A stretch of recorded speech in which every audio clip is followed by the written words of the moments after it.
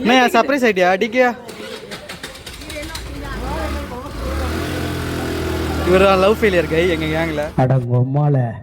இந்த சோகமா தான் இருப்பாரு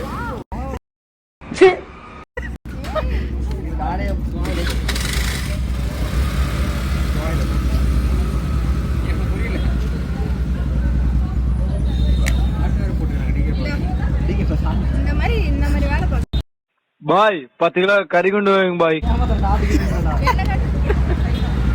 சூப்பரா இருந்துச்சா எங்க வாங்கியா கடையில தான்